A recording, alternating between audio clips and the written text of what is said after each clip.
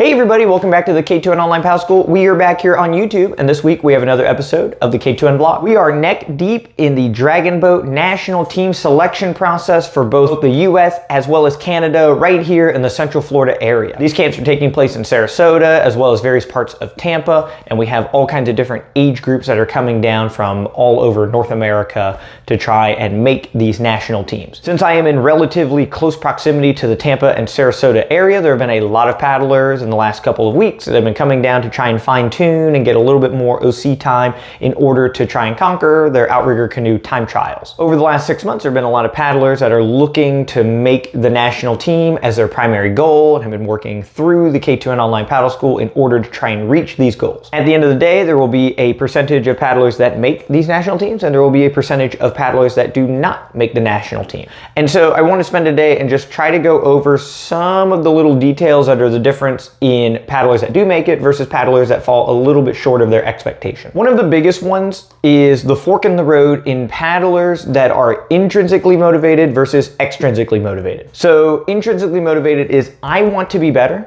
and it is my responsibility to be better. Extrinsically would be I want to appear like I'm a skilled paddler to the people around me, and I want it to be somebody else's responsibility to get me to that point. And so somebody that is intrinsically motivated has this internal push that they just want to be good for the sake of being good, right? It's not so much a comparison to other paddlers, it is trying to be the best version of yourself that you can be. And taking the personal responsibility in order to push through and learn these different movements and to be in great shape and to learn all the parts of the outrigger canoe and the different team stroke components. All of this stuff coming internally makes it a very easy system to progress forward. When you put this in the hands extrinsically, now you put this idea into other people's hands, into other people's perception of you, right? And these are always going to be moving targets. If you meet somebody that has had 10 different jobs in the span of a year, did they have the bad luck of having 10 really bad employers, or are they the problem, right? So when we push ideas extrinsically, we don't take responsibility or accountability, and we constantly just kind of rotate through a bunch of different coaches, and it's their job to make us learn, right? You can see how you can always get mixed results when you put yourself in this mental position. Personal accountability versus blaming somebody else, right? You are more likely to be successful if you are in control of your destiny versus trying to offset it to somebody else. And for a lot of people, it is a veil because they do not have the aptitude to learn. They do not have the talent to go through some of these motions. And instead of taking that responsibility, it's easy to offset it to somebody else, right? It is my coach's fault. It is my teammate's fault. It is somebody else's fault. I am fine. They are wrong. And this is how a lot of people kind of operate. First step in order to getting good is to identify, I'm not very good. And now you have this motivation in order to progress forward. If your entire motivation of being a paddler is to appear good, it is very hard to admit that you are not good. My biggest motivation for learning paddling in the beginning was the day I identified how bad I was at it, right? And it allowed me to go to the drawing board for the first time. And it's something I've always referred back to. In the scape of paddling, a lot of people think I'm a great paddler, but on that same spectrum, I always look at myself and think there are more things that I can accomplish and be good. If you ask me directly, Robert, are you a good paddler? You are not going to get a straight answer because the truth is that's not how I look at it. But at the same time, I am not motivated based on how other people perceive me. It's based on how I perceive myself, and this is that little fire that keeps me pushing forward day to day, week to week, month to month, year to year with all these different disciplines. So using that anecdotal evidence for myself, if I at a certain point sat down and just said, I am good at paddling and people think I'm good at paddling, that fire of pushing forward would not be there, and that constant progression also wouldn't be there. So now when we have national team selections, you are being judged against a wealth of different paddlers. And if they have this natural intrinsic motivation, it is going to shine brighter than most people that have extrinsic motivations as their core motivator. So it's one of the big things to keep in mind, right? Is as you go into the future, try to take accountability for your progress, and you will get so much better, so much faster. And really the last factor that I wanted to talk about is time. There are so many paddlers that show up a week before time trials and, hey man, I can't steer the boat, I flip if I paddle on the right side, I don't know how to structure a time trial piece, when do I start, when do I race pace, when do I push to the finish? And there is not enough time for this person to be successful against paddlers that have much more time in these boats. This is the biggest irony of Dragon Boat, is we are judged on an outrigger canoe time trial, so you can spend the majority of your time in a Dragon Boat and you are not equipped to take that step into a national team boat. And so when I look at this, there's always a time frame, right? I just learned outrigger canoe 3 months ago. I don't know if that person has enough time to defeat somebody that has been doing outrigger canoe for 15 years, or 10 years, or 5 years, or even 2 years. So in my mind, with the last national team cycle, K2N online paddle school was just in its infancy, but I had the pleasure of working with numerous athletes that did make the team.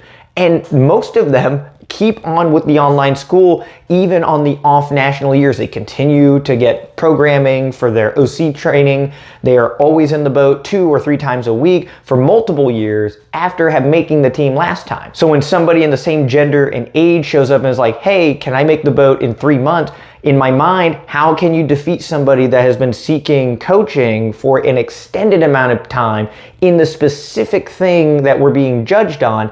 The answer is it's very seldom that that is going to occur. For many people that start with a very short amount of time, usually these selection camps are a good eye-opener where they can go in and see how deep the field of participants can be, and it gives them a platform to push off of into the future. If they stay with it for the next 2 years, they are much more equipped to post a good time and to take that next step forward versus, hey, the first time I ever got in a boat was a week ago and I got to do it a week from now. What do I do? And the answer is you do your best, try to learn as much as you can and try to have a good time while you're there. But the chances of you knocking 39 seconds off of your time trial is incredibly low in a very short amount of time. If you make the goal over 2 years, it is very, very achievable. And again, when we're looking at the nation's best, right, it is something that you should take in with an idea that everybody's working as hard as they can all of the time towards this goal. And so if you only have this amount of time that you've put into it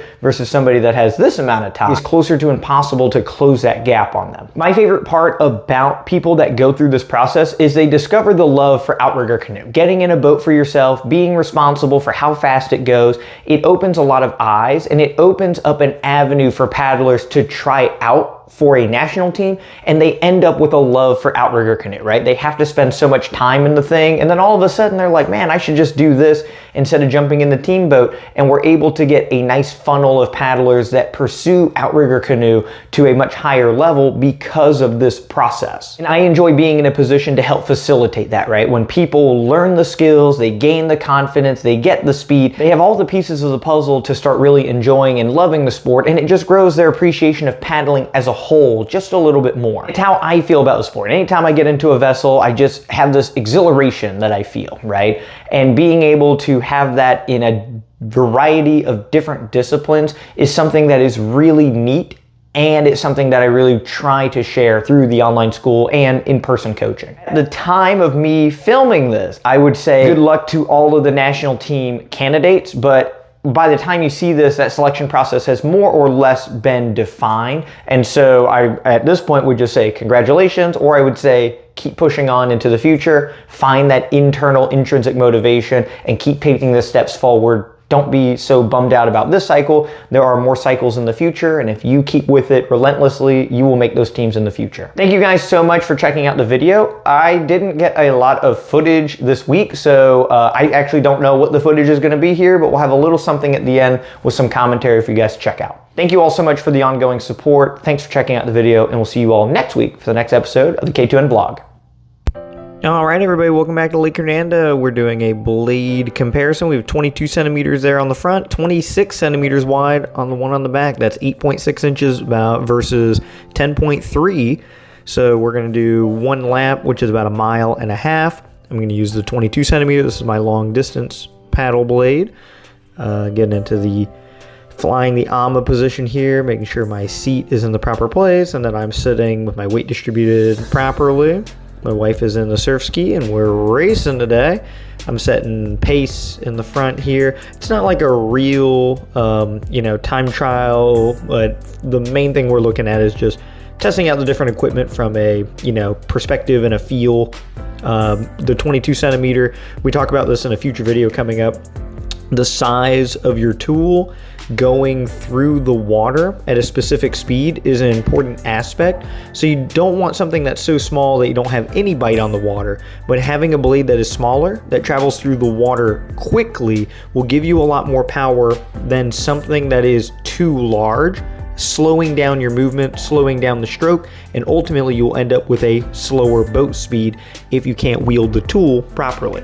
So having two items that are on opposite ends of the extreme, 22 versus 26 centimeters, is a huge differential between blade sizes.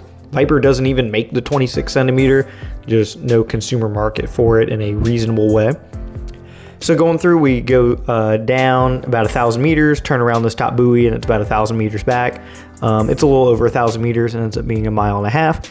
Christina doing a great job in the surf ski, keeping pace. It's pretty windy, so we were really fast on the tailwind section. We were like 11.5 kilometers per hour, 7.2 miles an hour average speed going tailwind. Going upwind was not so. It was about 6.7 miles an hour, which is only about 11 Ks. And she's doing a great job drafting. But you can see I'm using the smaller blade. The stroke rate isn't incredibly high, but the speed of the blade going through the water quickly gives you a lot more boat speed than something that goes through the water very slowly. So the length in the water is not something that you would shorten. You don't want to reach less and exit sooner. This isn't what we're talking about when we talk about going through the water faster. You still take a full stroke, you just get from the moment the blade tip touches to the moment the blade exits the water a little faster. It's like swinging a baseball bat. You don't have a 300-pound stick and you swing it 1 mile an hour to try and hit the ball. You have a very light bat and you swing it with an incredible amount of bat speed or swing speed to try to knock the ball out of the park, right? So the weight of the tool or the size of the tool is only one factor, but this swing speed that we can get stroke to stroke is another very important factor that goes into the process.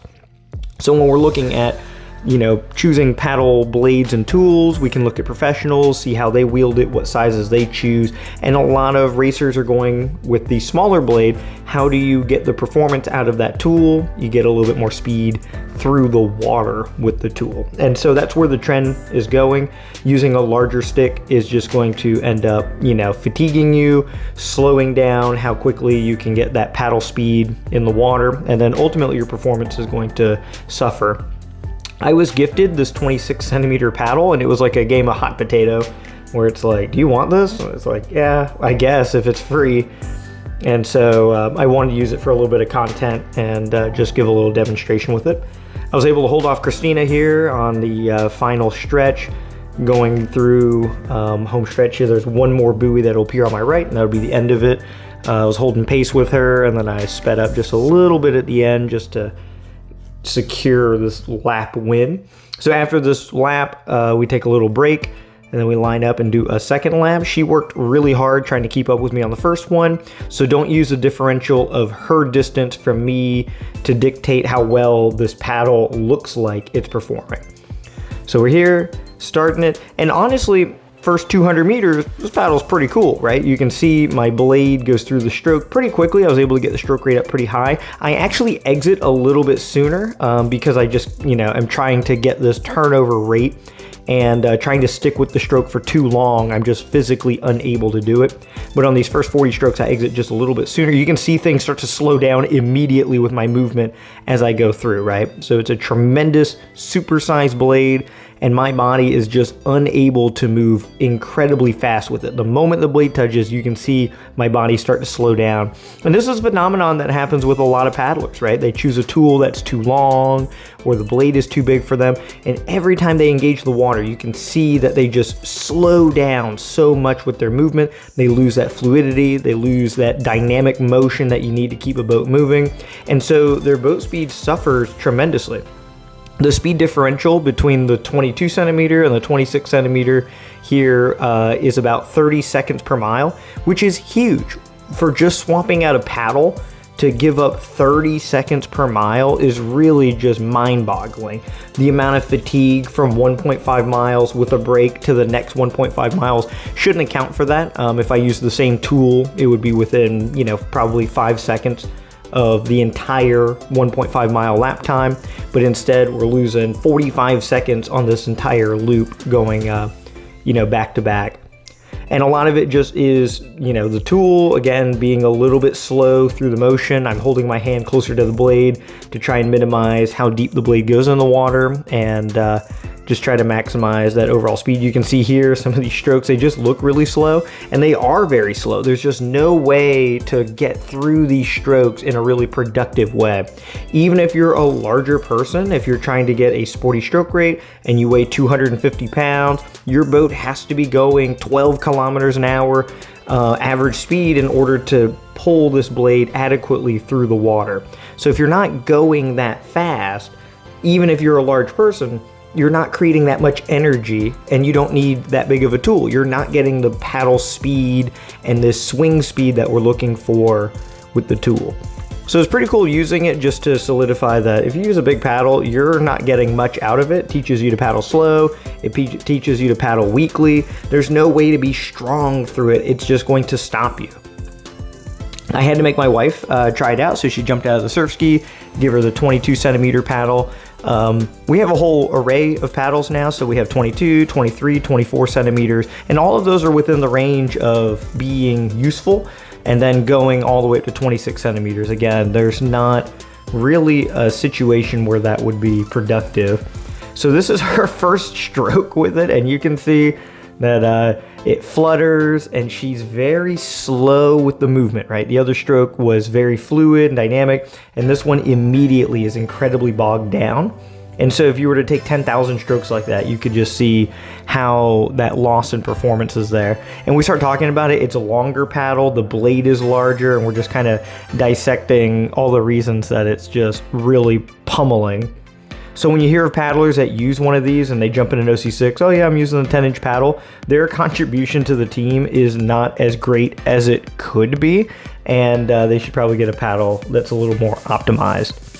She's flying the Yama showing off, and I was checking her brace just to make sure that she was bracing properly and not flipping over. But that's half the battle out here on Lake Hernando, is just coming out, doing some fun stuff, having a good time, sharing the water, and trying to learn a little bit.